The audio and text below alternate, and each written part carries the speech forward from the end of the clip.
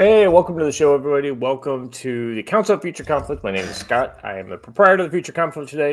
We've got episode 506. Joe, 506 is kind of, it means a little something to me. My daughter was born at 5:06 in the morning, and I was in the first of the 506 Infantry Regiment for my first deployment in Iraq. So, it's always weird when I see the number 506 pop up. That's the reason why I think it was easy for me to remember what time my daughter was born, because I don't remember what time the other one was born exactly. Nice. Anyway, yes, we're talking Pakistan did it now.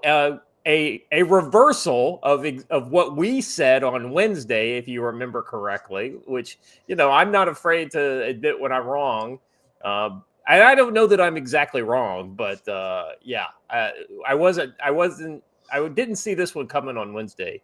And then the domestic terror judge. Now, the domestic terror judge will deal with the judge that is being, kind of pushed in with the TDA crowd. But it will also talk about domestic terror more broadly. We'll be talking about TDA here in America and some updates on some of the trans terror kind of folks that are out there. They're doing self-cleaning oven. Watch that may be a little too spicy for you. Maybe that's a good enough reason for us to pop over to Rumble when the time comes. So anyway, 100%. You just not being able. I don't like doing the whole YouTube YouTube speak where you have to say things like unalive themselves versus the actual word for that. So yeah, we'll probably go over to Rumble for that second segment at least. Joe, how's life at Camp Ponderosa? It's pretty good. It's pretty solid. Making some improvements to the property here, getting ready for the season of classes and fun events we have planned all summer long. Stay tuned also, because last night Mrs. Tactical Wisdom and I sketched out a Veterans Day ruck that we're going to be hosting here to raise funds for the camp and for veterans awareness. Awesome. So we'll have 5 and 10K courses around here through the Great Swan Mountains. So it's going to be pretty darn cool. Stay tuned. That's awesome. Yep. Yeah, the Leachfield trail. That would make a good ruck trail. One that. Well, we did it yesterday with the dogs, and tomorrow I'm going to do it with the GPS and measure that out. Yeah. And there's another side road that heads back out towards the highway that would make a good little 10K loop. So we'll see. Yeah. No, that's awesome. Looking forward to what you guys end up doing with that. Watcher, you had some good. You posted good news yesterday. Yeah. I just want to to give you some props on that. Well, thanks. Yeah, man. I took a big W, which is funny because I walked in definitely expecting that to be an L. So, for those of you unaware, I manage some buildings, and because I manage those buildings, that's why I'm able to run the little game store that I do, because it wouldn't normally be financially viable in a city this small. And so I thought, because of previous actions, that the owner was about to sell the place, and that'd mean we'd have to close the shop. And turns out the exact opposite happens. Turns out they're instead going to pursue my plan from 2 years ago, and that means I am about to be, well, not about to be. It'll take quite a while before anything's finished. But once things are done, I'll be making significantly more money than I do now. And there'll be other stores close to my store, and I'm really excited. By the way, Hunt, I did tell him that I know a good roofer in case we need it. So, yeah, absolutely. No, that's awesome, dude. I mean, so as the store has just been kind of shut, kind of like a hiatus type thing, right? No. It's been open. It's been open, but we've been things have been real slow. and I hadn't been in there a lot. I had a couple of volunteers who basically we'd like to see this stay open, and we get that you like don't make enough to pay us, but we would have been hanging out here anyways. So basically they're hanging out and minding the store yes, for you. Yeah. So right, that's been happening for a while, but I've started to step back in and take more control over it. But then that kind of started to fade because I was like, oh no, we're gonna have to close it. So why put effort in? Yeah, but now it's the exact opposite. It's like, exactly. Now we're going full bore. Yeah, that's awesome. I know you were going through some stuff with that last year. So I'm looking forward to seeing you kind of being able to make a real go of that. And if you can get other stores in there, exactly. I think that makes your job, it's like people will start seeing it and, there'll be some foot traffic and, Exactly. Awesome. It makes it into a place that people actually think about rather than a place that's like, oh my God, I just saw this store that's attached to a bunch of storage units. Yeah. Well, and if the store is doing well enough, you can expand some of your selections so that maybe like you've got some toys or something like so. I could buy. Let's just say I have been thinking about potentially opening up an indie comic section and a bespoke nerd clothing section as well. So there you go. Hey Joe, I know you're always so up on your white monsters and everything like that, and especially after. On Wednesday, like I cut the show a little short on Wednesday because I was just like I was tapering off like crazy. So Joe, I've got my favorite Korean energy drink here, to kind of and my favorite is look at the name. The name of the flavor is Rush. Yeah, this is a new one. It doesn't say soju on it anywhere. I know, right? Well, I like to think that they've named this after Rush Limbaugh, so it's like the Rush Limbaugh of Korean energy drinks. I still am gonna blame you forever for introducing me to soju, and that soju and Mountain Dew we had was pretty darn good. It was fucking great, man. Especially that flavor, the Baja Blast with the soju, man. That was good. Shockingly effective. Hey, I see that in the chat, so I have to mention something. Reverend Hazmat there, Rev Hazmat. He sent us a case of popcorn packets for the popcorn machine. Oh hell yeah! So thanks awesome for that, Matt. We're gonna try it out over the weekend, and we'll let you know how it is. So my children thank you in advance. That was their favorite feature when we popcorn. Popcorn, yeah. That's. And the Cook Scout were the same way. They're like, "Sir, can you make some popcorn?" And I'm like, "I'm down. I'm down for making popcorn." That's awesome. All right, guys. Hey, Watcher. In the spirit of like of humor and bipartisanship, do you want to play your little funny clip first, kind of to get us started with a laugh? Oh yeah, hold on, I didn't save that, but I will find it. Just give me a second. Yeah. I thought that was the difference between like conservatives and liberals is when the liberals like make fun of us and it's funny, we laugh at it. Like when they were like all the JD Vance memes started on the left. And the right wing guys all thought that was super funny, and so they literally stole the memes and started doing it way better. Because the memes of production. That's him, the memes of production. And so I always like when like when somebody is funny on the other side, and they think they're like ripping on people, but the conservatives all end up laughing.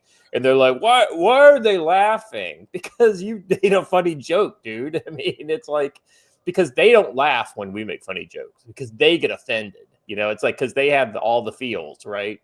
But because we don't have any feels, except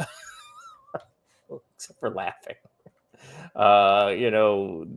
they don't get it. So whenever you're ready, Watcher. Yeah, I'm still finding it. Give me just a minute. It was just on my timeline, and so now the only real way to find it is to keep scrolling. Joe, you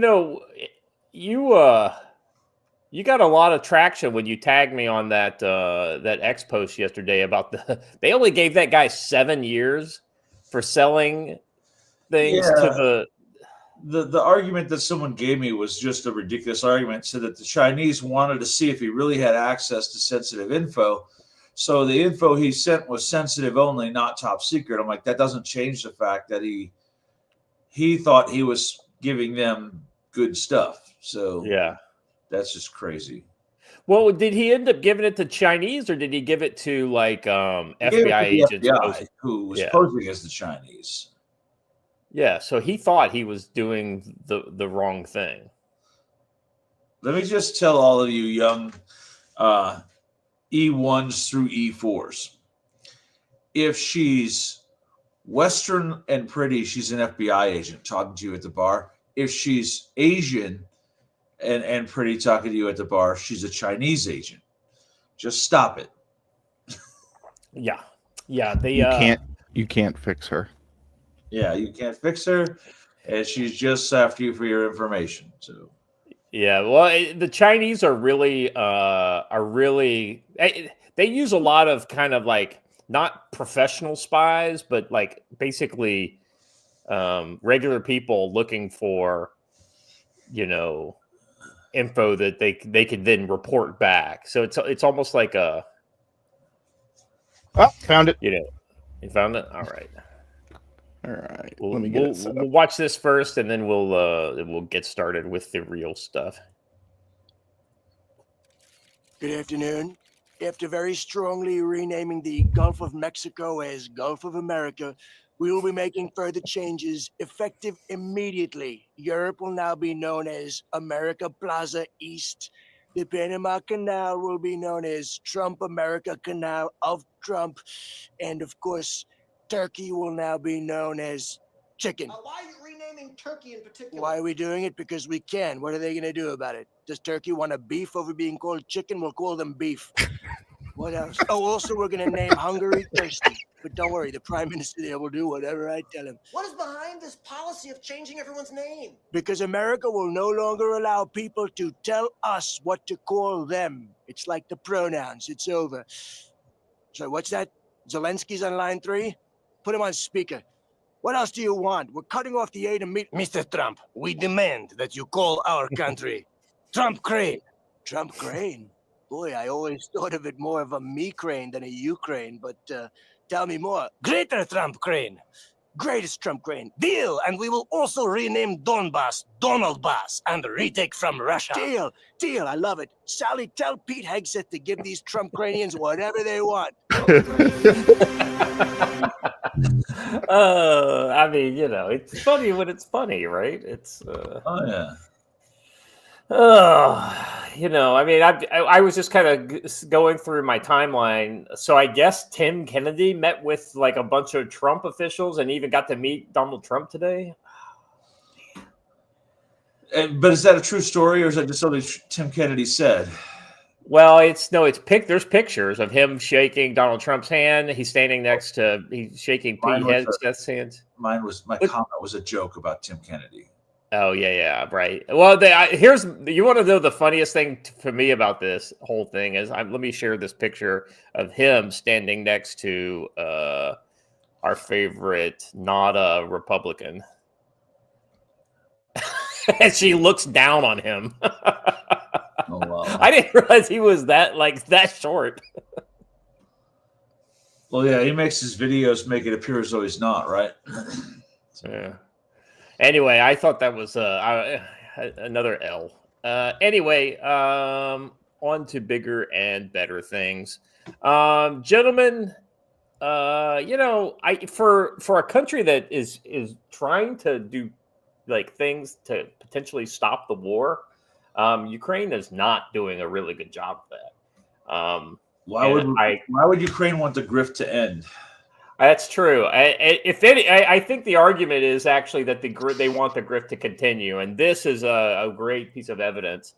This morning, the deputy head of the main intelligence directorate of the General Staff of the Russian Armed Forces. That sounds to me like maybe somebody like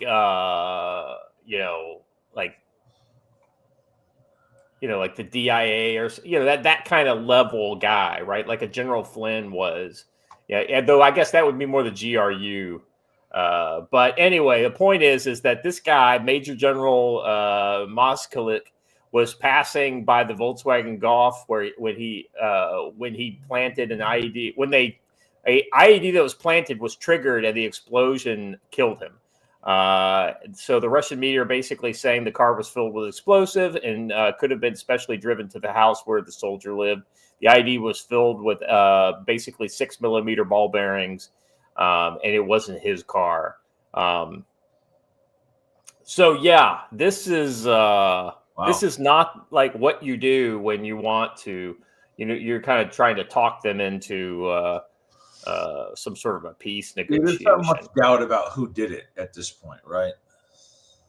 Well, there's no doubt. I mean, it's Ukraine. It's like, well, who ordered it? Well, I can't imagine that a hit of this level doesn't get ordered at the highest levels within the Ukrainian intelligence / special operations world. So,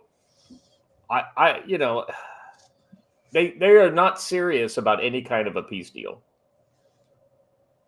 Not at all. Not at all. Now, like there's those people out there saying, well, I mean, he's a Russian general and he's a fair target. And I'm not saying he's not a legitimate target. And honestly, if you're going to go after like high-ranking people, this is how you do it. You do it as where the only person killed was him, and it's what you would call a surgical strike. That being said, it's not the kind of thing that you do if you're interested at all in making any kind of progress in ending this war. I'm going to slightly disagree. It only killed one person by luck. What if right? Yeah, that's correct. Kids were walking down the street, going to school, when he decided to drive by?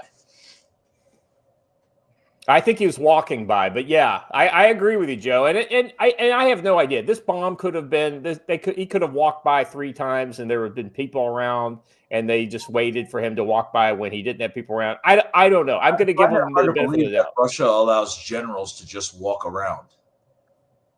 Well, so that's the other thing and this is not the first time a general kind of doing his own thing has been killed. Well, yeah, they killed that last guy coming out of his apartment building, right?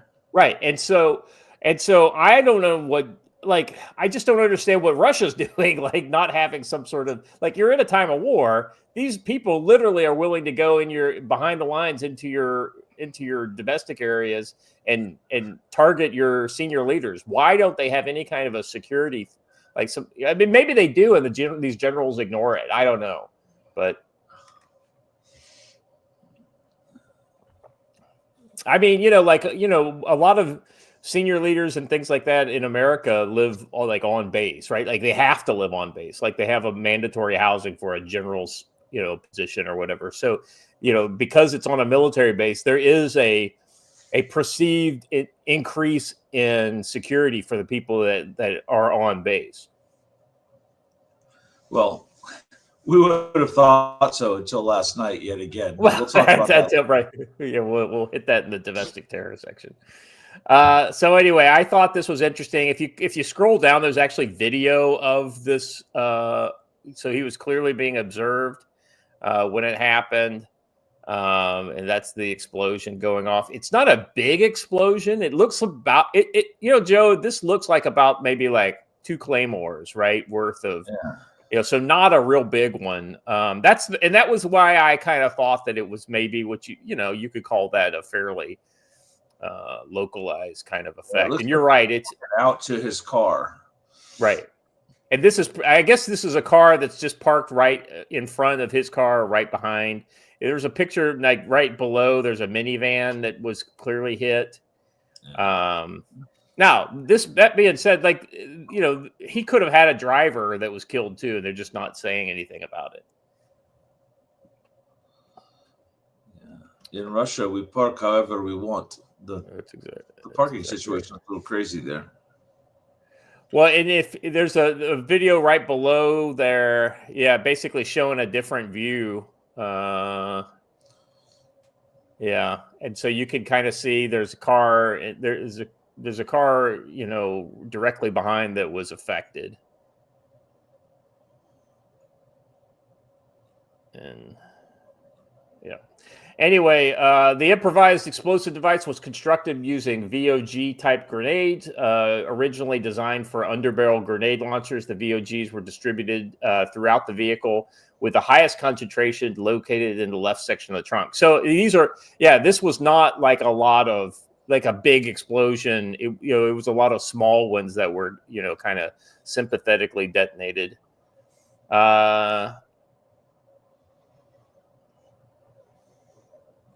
And I would imagine some of these might not even explode, and they just got spread throughout the whole place. So,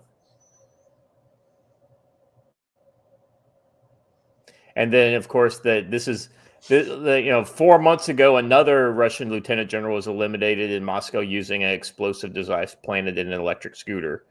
So not the kind of thing you do if you're trying to talk the other side into having some peace with you.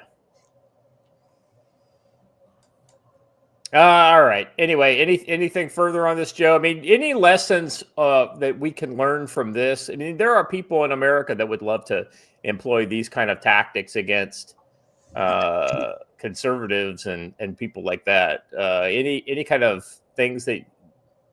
Yeah, there's two places where an attacker can find your clients. This is what we teach at Executive Protection, where they lay their head and where they do their business.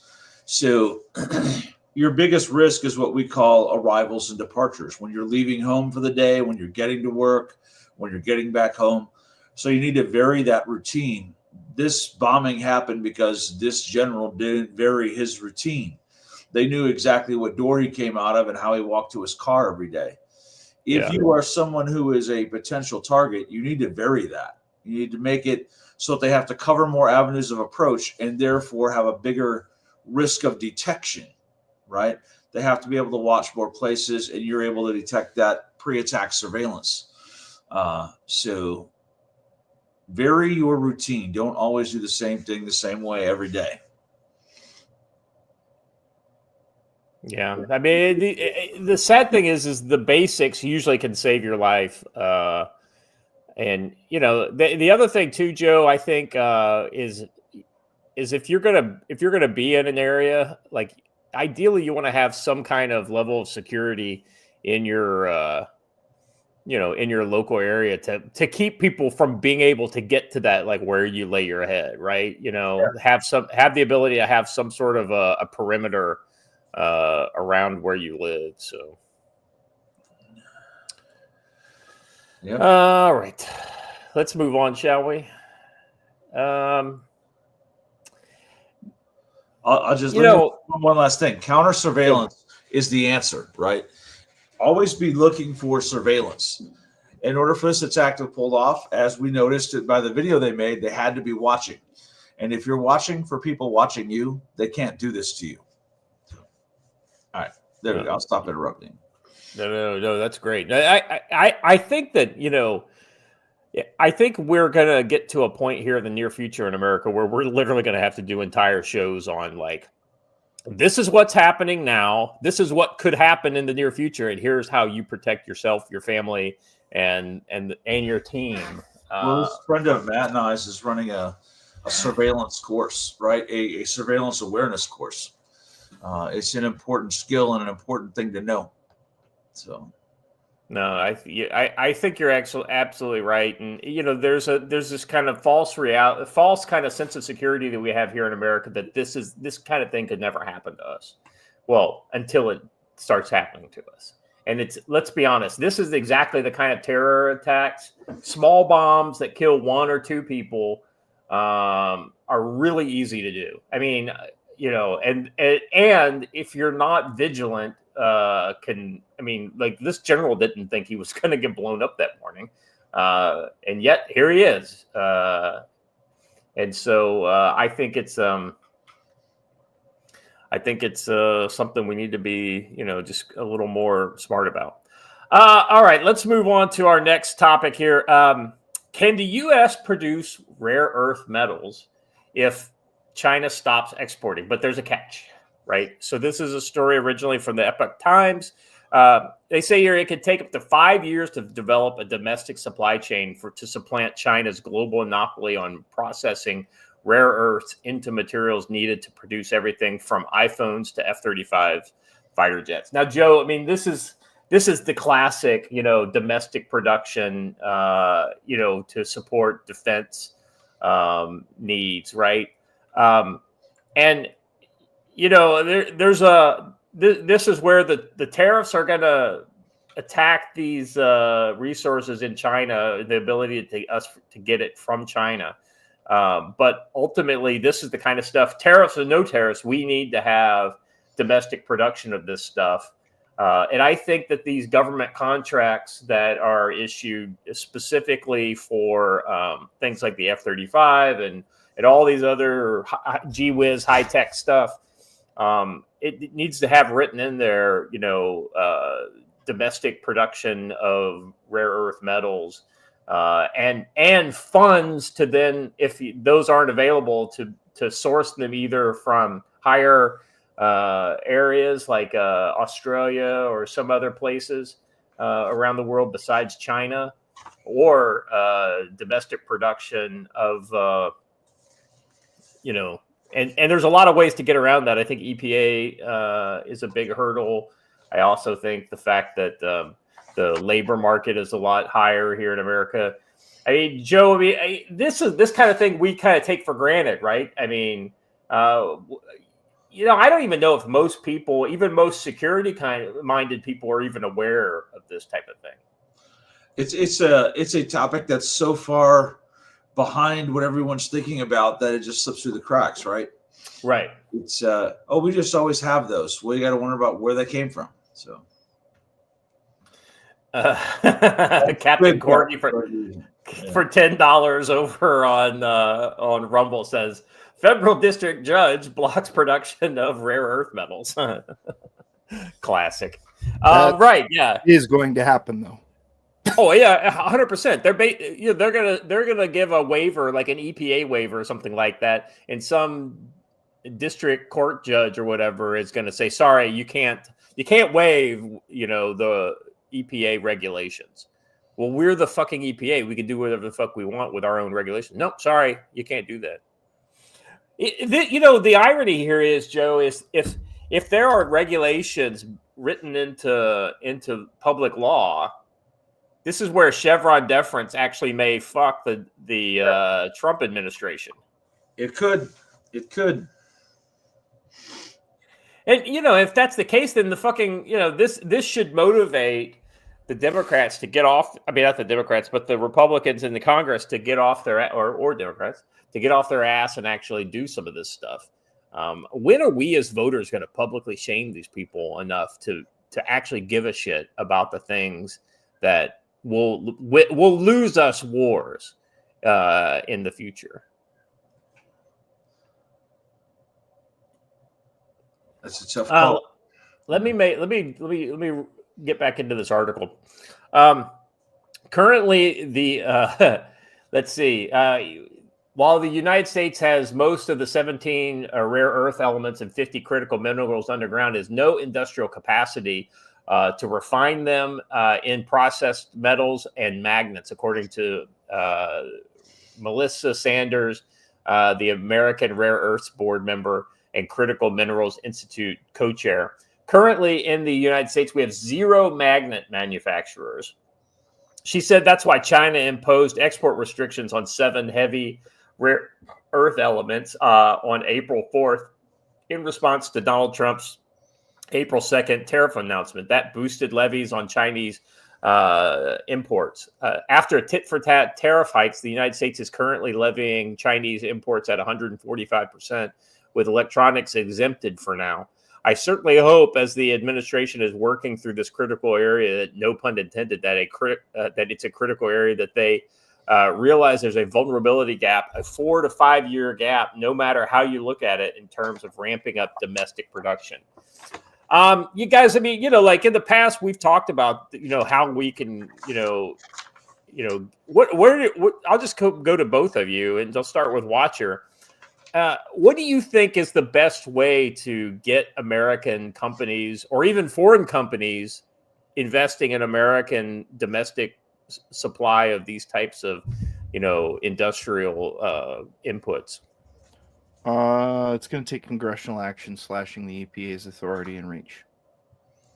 That's it. It's the I'm sorry, but it's the one thing we need. It's also the insurmountable mountain that's never going to happen. Well, but okay, so congressional action. What do you mean? What kind of congressional action do you think? Oh, like you just said, because of Chevron deference, now they have to actually designate exactly what the EPA has authority to be able to write laws about. And given the inaction about things that everybody can already agree about and won't take hits in their re-election campaigns over, there's no way in hell this is going to happen. Yeah. Janine Rogers, you're absolutely right. It's 4 to 5 years due to regulations, not technology, right? So, but here's the thing: because of those regulations, if you pulled them off today, you would be starting from zero, and so it would take 4 to 5 years. 4 to 5 years because you'd to have to build buy it, all the equipment. Right. Yeah. And that's what you mean by. I think that's what you meant by technology, but I just wanted to specify that. Penis helicopters for $1 over on Rumble says district court judge blocks Defense Production Act under Trump. I mean, don't get me fucking started. Don't get me fucking started about like all these district court judges and all this kind of stuff. I get the feeling some of that's going to come to a head in the near future because people are really getting fucking sick of this. Yes. Let's see. The short answer is if China bans the sale of rare earth minerals to the United States permanently, that's a positive thing because it's going to force the United States to find a solution. It's just going to hurt in the near term. An analyst who writes about U.S.-China trade relations for the Epoch Times said that there are tons of solutions to building a domestic rare earth supply chain, including ongoing negotiations with Ukraine. Absolutely, we can overcome the problem. In the long run, it's going to be much better if China cuts us off. Industry will definitely find a way. Colorado School of Mines economic professor Ian Longs agrees that I'm on the optimistic side, he said. So this is the kind of thing that I like to hear. It's like, it's not all doom and gloom. It's just we need to get off the fucking, X and start working towards this domestic production. And the sad thing is these tariffs are going to be the thing that actually spur us to action on this. This is not the kind of thing that, Joe, I remember we had an argument, I think last year, and I was like, listen, I don't know what the fuck it is, whether it's subsidies or whatever. And you guys are like, no, it should never be subsidies. Right. And I think the tariffs are the brilliant, kind of thing because it makes the cost of this so high that you don't need to subsidize the domestic production. You just need to, now, some people would argue that's, requiring defense production to include this type of, domestic input would be considered a type of subsidy. But I don't, subsidy is in my mind is like, hey, we're just going to pay for this to do it, whether it's good or bad or indifferent. So just has to happen. All right, long way off. Australian-based rare earth is among the wave of startups in the United States engaged in rare earth and critical mineral mining. It will also process dysprosium. I don't think that's a real thing. I think they just made that word up. Right. I'm serious. That's what dysprosium. That's how, and it's dysprosium. I've never seen that word in my entire life. And terbium, another thing. I think they power some reactors in Warhammer 40K with terbium, don't they, Watcher? That, and you got all the the vehicles using promethium. 2 of the 7 restricted heavies by building a refinery near its Halleck Creek mine in Wyoming. Dysprosium is used in magnets incorporated in motors and generators for wind turbines, electrical vehicles, and nuclear reactor control rods. Okay. Terbium is a compound are used in electronics, semiconductors, and fluorescent lighting. The company also has mined in Arizona, secured a $7.1 million grant from Wyoming, and a letter of interest for up to $456 million in debt financing through the United States Export-Import Bank to produce what it says is a 20-year supply of key rare earth metals, including dysprosium and terbium. Yeah, unobtainium. Yeah, right. Let's see. Where was that one? Oh, I missed it. Captain Corey says we need to send an expedition of Marines to get unobtainium because of fucking tree. Oh boy. Also, so rare earth elements have started proprietary processing and separation operations at its barrel. So this is happening, right? I think, Joe, since we've been doing this show, people have been. It hasn't just been like in the last year that people have been kind of focusing on this. This is something we talked about in the first year of this program. About because we were really keying in on China as a big threat, and anybody who's been following China has been thinking about rare earths for the last 15 years, and so it makes me feel good to know that there are people out there that have been looking for opportunities and finding the gaps in the market to allow them to do domestic production of rare earths. And, so I think it's the refinement is the big bottleneck at this point. It sounds like there are enough mines kind of that can be expanded. What about copium? I know, right? There's plenty of copium. You can just mine that on X all day long. There's even more hopium right now.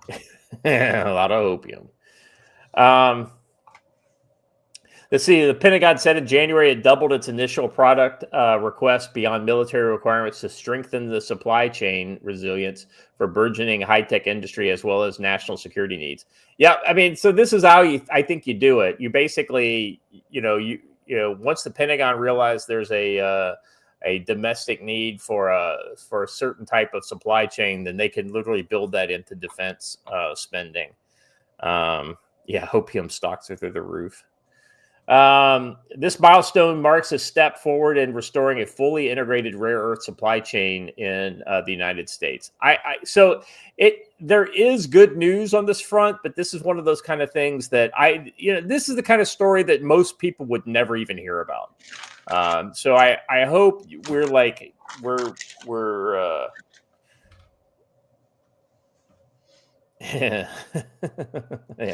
in this podcast, right? Yes. All right, let's move on. So Joe, we talked a little bit about Syria earlier this week, and the fucking hits just keep on coming.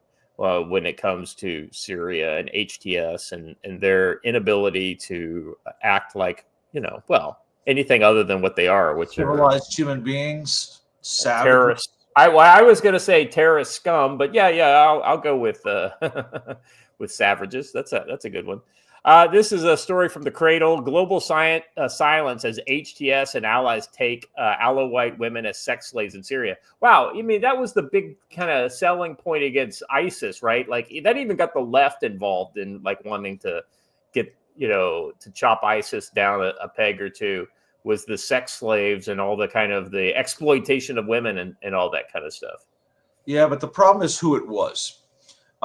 Just like everywhere else in the world, there are certain minorities that you can't harm and certain minorities that you can. So, for example, when al-Baghdadi and his boys were taking Yazidi women, it was not Yazidis, cool. But since it's Alawite women who have been the bad guys for a long time, this is perfectly okay with everyone. Right. It's not, but we're going to pretend like it is. For those who don't know, the Alawite minority population within Syria was the basis of support for al-Assad, Bashir al-Assad, and his dad before that. I think they were Alawites. And so it's a very kind of a tribal Middle Eastern type of structure, right? Gee, it's almost like they felt like they had to keep one of theirs in power or something awful might happen to them. Like this. Oh gosh. Wow. Since December, when the former Al Qaeda, I'd like to just to say current Al Qaeda affiliate, HTS, toppled the government of Bashar al Assad in Syria, has witnessed a chilling wave of mysterious kidnappings of young women, predominantly from Alawite communities.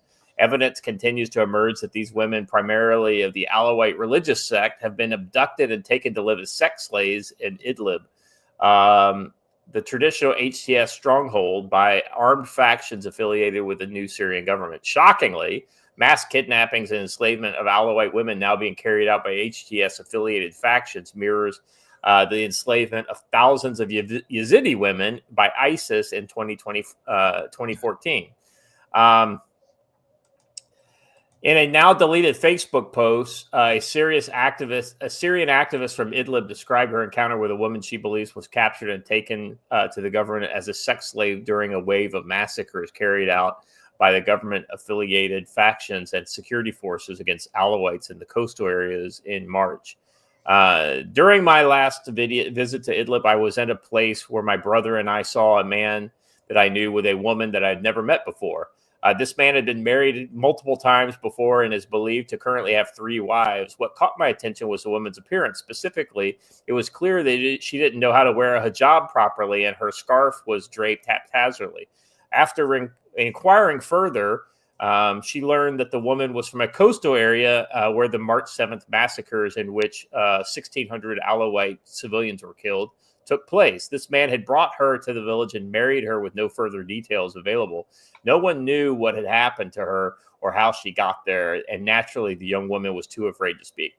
So, yeah, this is exactly what we saw with ISIS. ISIS even had this kind of whole thing where their soldiers could use these Yazidi women, in that case, in brothels, and the way they got around it was they married them during the period of which they paid. Well, they weren't paying to have sex, or if they weren't paying the sex slaves. They were just paying, for the ability to grape these women, and so they basically they marry them and then they divorce them after they're done. That's the way they get around the Sharia law, a bit of it.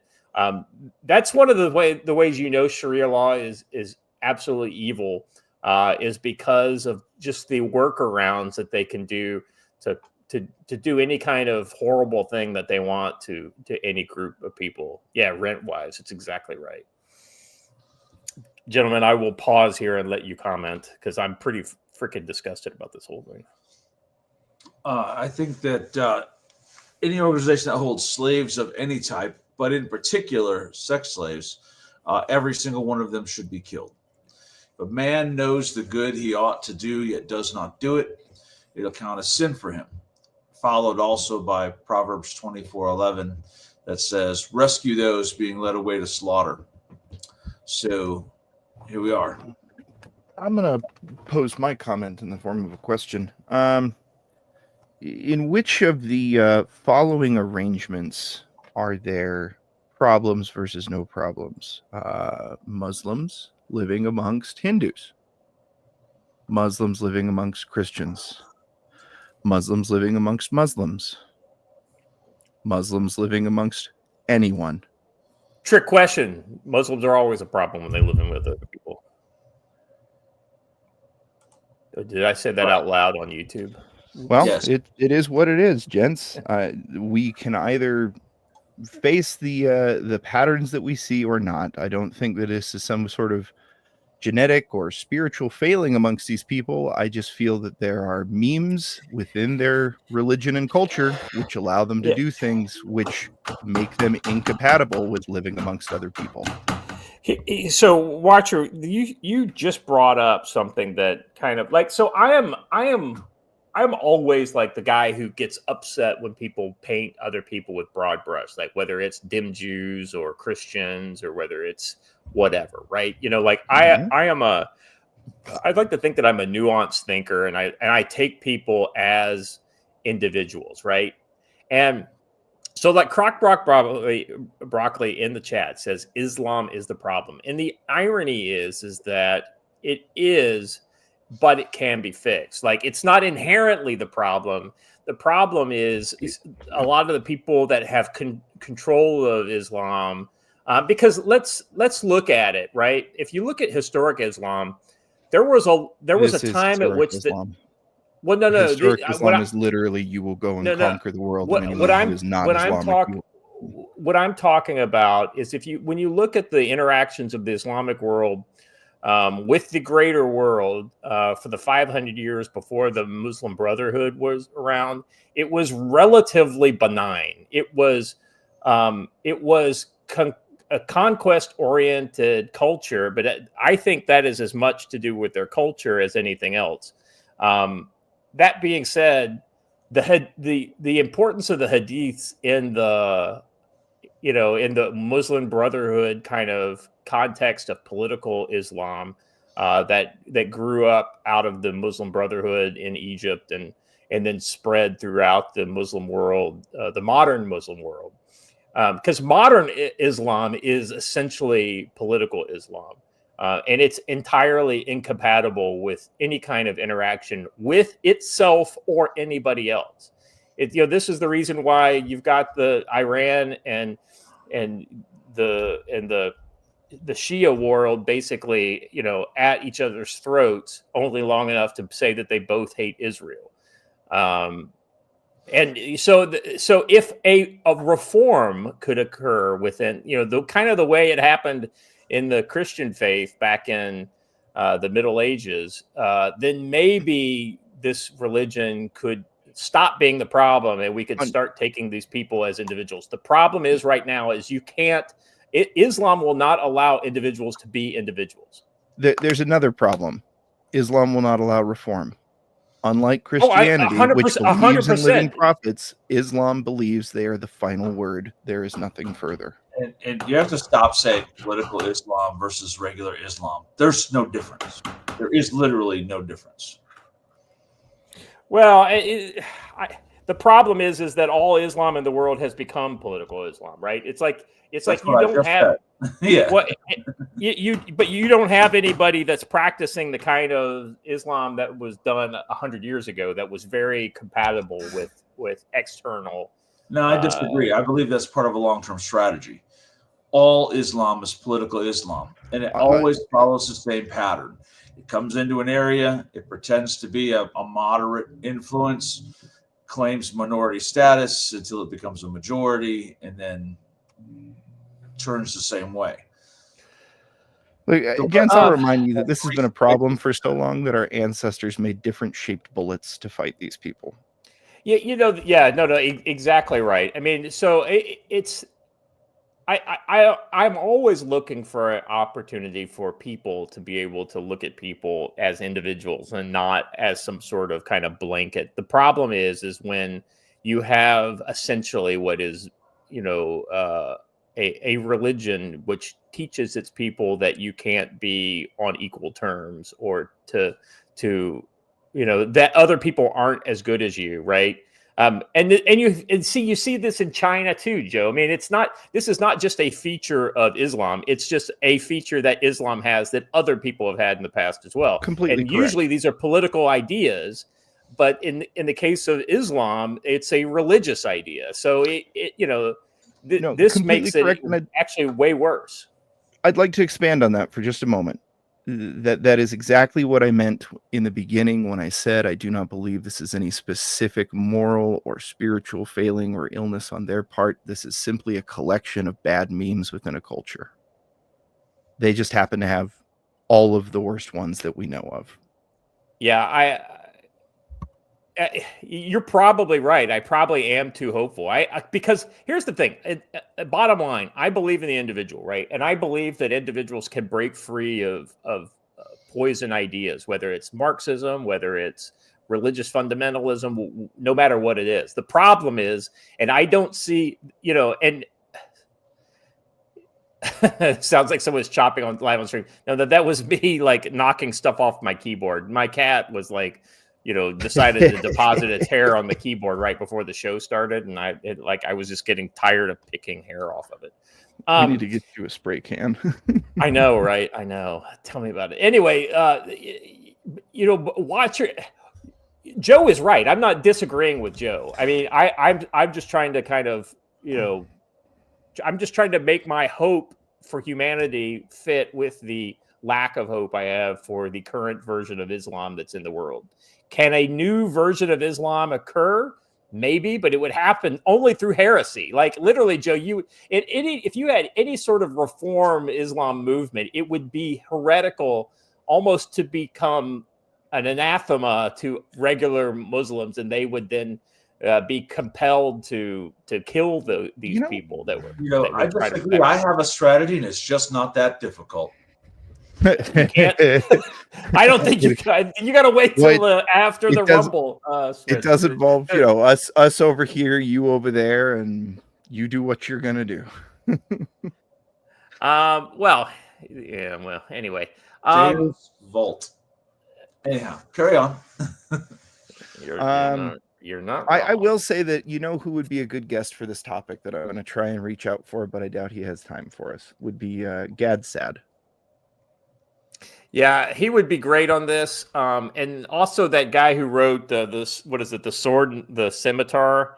I think that guy would be great on this as well, because he's spoken a lot on the fact that the Crusades were nothing more than defense. Like essentially, offense is the best defense against people who consistently attack you from beginning in the 8th century going forward. Just look at what happened to Spain. If you want to look at Muslim influences in the and literally Joe, it was until essentially the defense of Austria, when the Polish came in and basically saved Austria's bacon in the 1600s. That was the last real kind of Muslim thrust into Europe, I think, until the current invasion that's going on right now. You mean the ride of the winged hussars? Absolutely. Yeah, that was pretty OP. That was a pretty based moment in history. Yeah, yes, it was. All right, gentlemen. Enough of this, I think. There's some really later down in the story, they start showing pictures of these women who they've lost contact with on social media. And it's just so fucking sad because these women were in the group that generally supported the bad guy in Syria, the bad guy, quote unquote. And this is not us making excuses for Bashar al-Assad. He was a bad guy, but everybody over there is a bad guy. So what makes him worse than the Al-Qaeda guy? Gaddafi comes to mind, right? Hey, I think in the end, Gaddafi saw the light. The problem is he didn't see the light enough, or he didn't bend the knee to the right person, and they took him out anyway. Well, my problem is he began as a bad guy, and that's enough for me.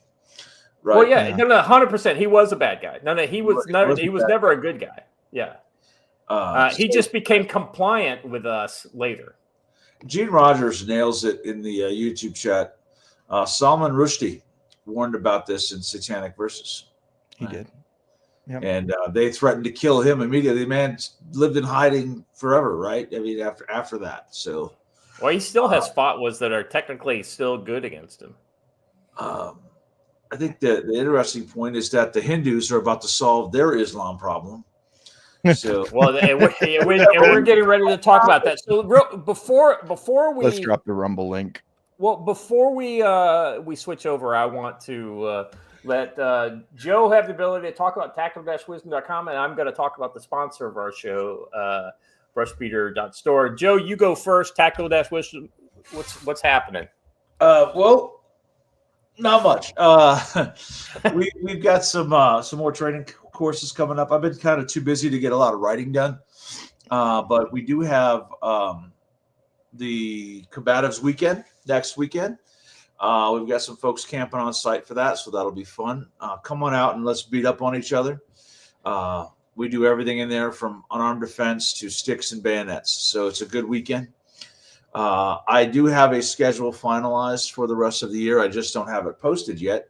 That includes a bunch of new courses, some actual just wilderness survival courses, a get home bag course that's a single day, some communications courses, and a couple of real basic ones for locals. So we're gonna have all kinds of stuff going on there.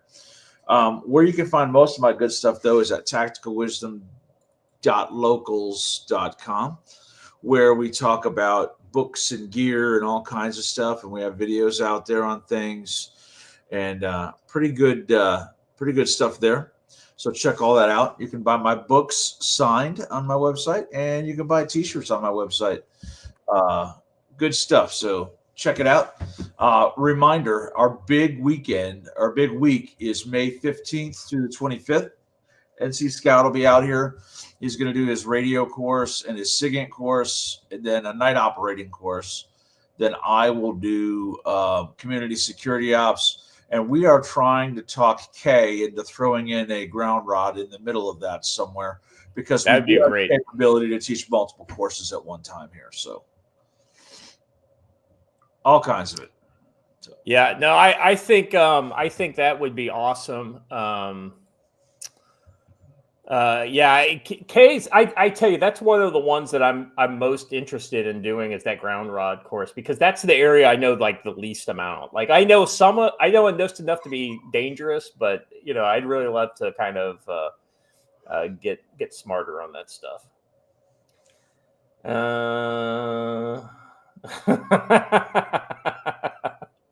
This is a good. I just saw that.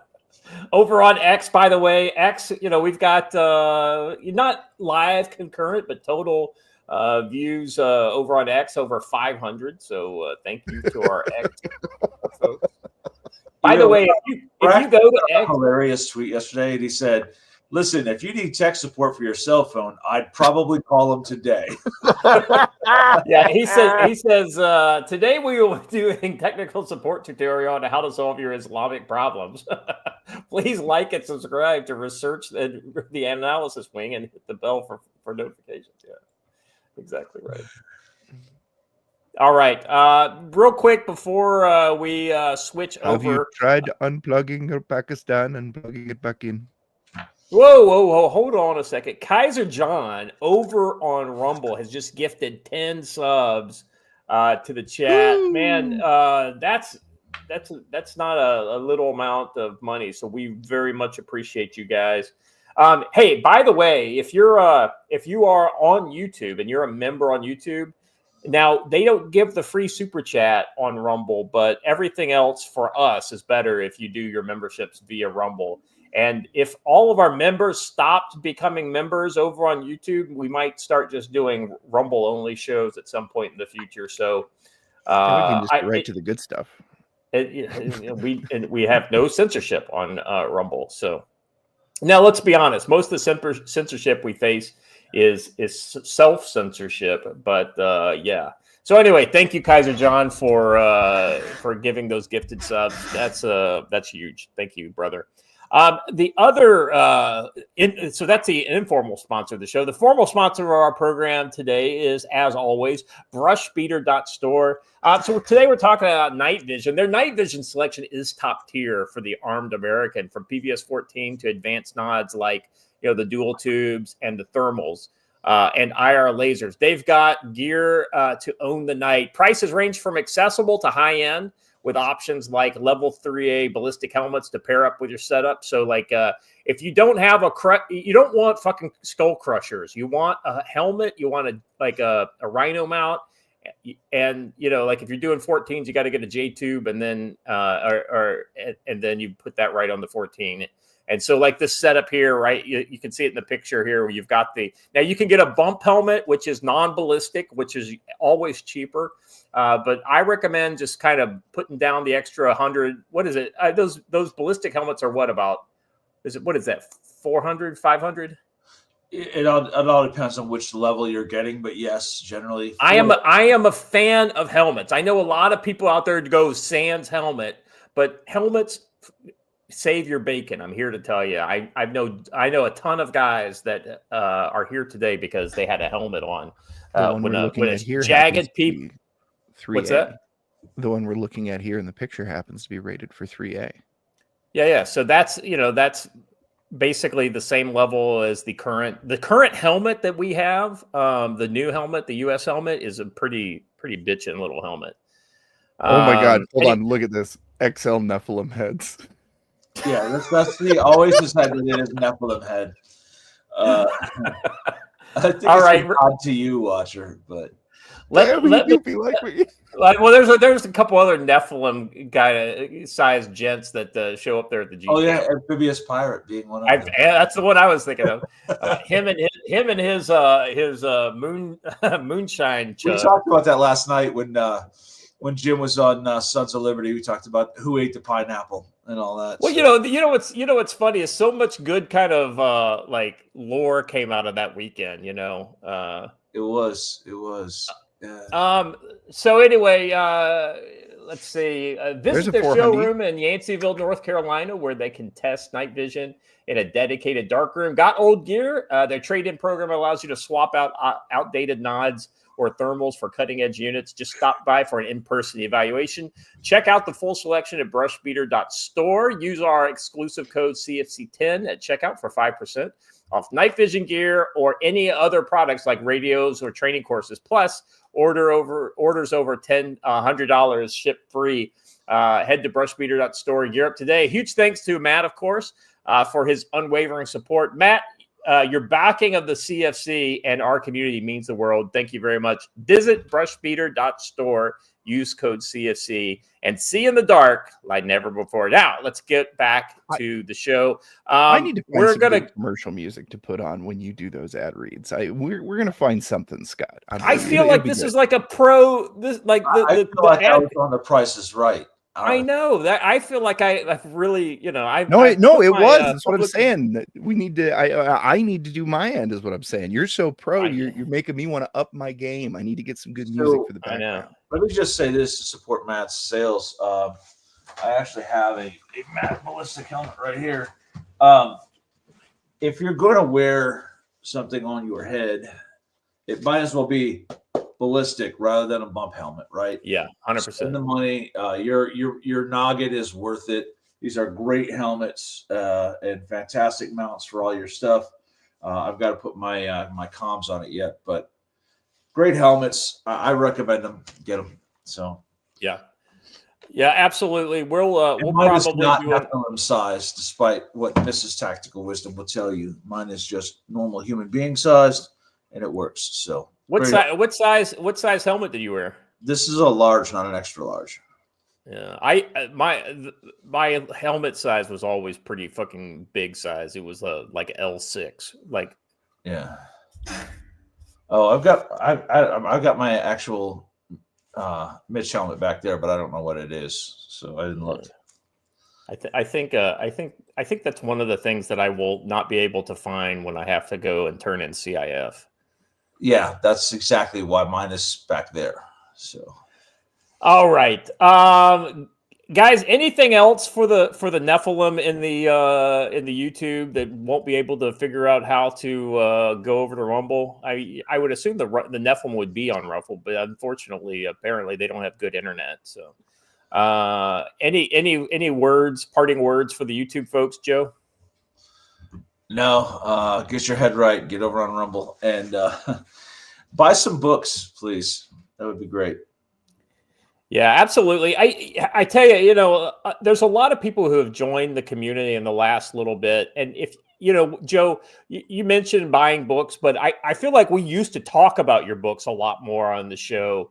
So maybe something what we could do here next week is we could do a tactical wisdom show, essentially, where we draw comparisons between stuff in your books and stuff in the real world that's kind of going on, and we explain to the people exactly what they're going to get with a full set of tactical wisdom volumes.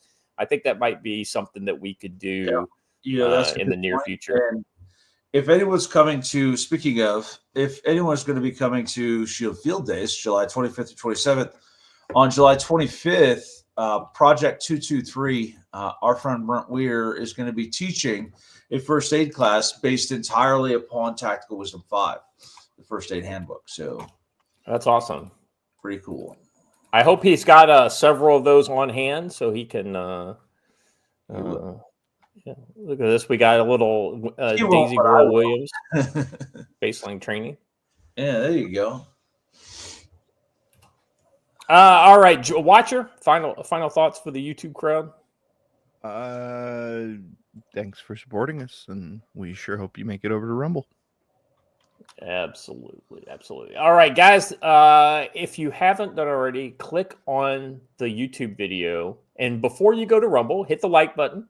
Subscribe to the channel if you're not already subscribed. If you're on X or Rumble, you don't have to do anything. You just stand by and watch this cool intro or outro, rather. All right, Watcher, hit it. 2, 0, 1. It's 11:59 at Radio Free America. This is Uncle Sam with music and the truth until dawn. Right now, I've got a few words for some of our brothers and sisters in the occupied zone. 3, 6, 4, 6. The chair is against the wall. 3, 6. The chair is against the wall.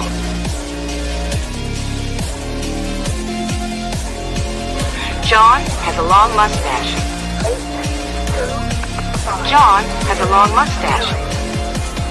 8, 2, 5, 0, 9. It's 12 o'clock, Americans, another day closer to victory.